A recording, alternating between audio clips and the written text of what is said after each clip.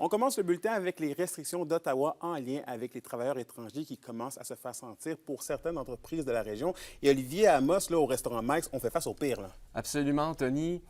L'établissement s'apprête à perdre 4 de ses 7 travailleurs immigrants travaillant dans la cuisine en raison de la diminution de travailleurs étrangers temporaires imposée par le gouvernement fédéral il y a près d'1 an.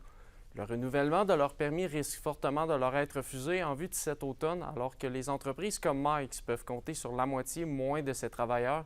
Le propriétaire du restaurant, Philippe Guertin, craint de devoir réduire ses heures d'ouverture, même voir une fermeture complète. Il tente donc à tout prix d'éviter le départ imminent de ses employés. On a envoyé une lettre au député, M. Sébastien Lemire, et puis je suis en communication avec lui étroitement pour mettre pression au gouvernement pour que les données changent pour les régions, dont l'Abitibi-Témiscamingue. Il y a d'autres régions problématiques aussi au Québec, mais là, présentement, moi, je me bats pour les restaurants qu'on a en Abitibi-Témiscamingue parce que je suis vraiment pas le seul dans cette problématique-là. Et une fois que ça c'est dit, Olivier, certains acteurs de la région font maintenant pression sur Ottawa. Absolument. Du côté de la Chambre de commerce et d'industrie de Rouyn-Noranda, on met actuellement la main à la pâte pour demander à Ottawa de modifier la réglementation. Son président Stephen Brown me disait qu'il est important de prendre en compte la réalité de la région et de l'enjeu de la main-d'œuvre. Le député d'Abitibi-Témiscamingue, Sébastien Lemire, travaille également dans ce sens. On les écoute.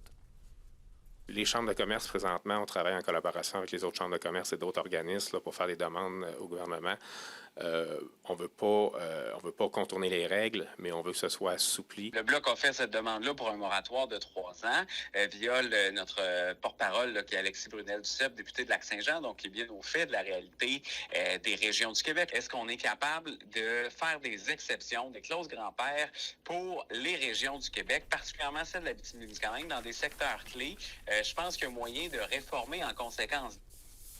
En terminant, Anthony, il est à mentionner que les chambres de commerce prévoient bientôt des prochaines actions pour dénoncer la situation. Parfait, on suit donc le dossier de près. Merci beaucoup, Olivier. Je vous en prie.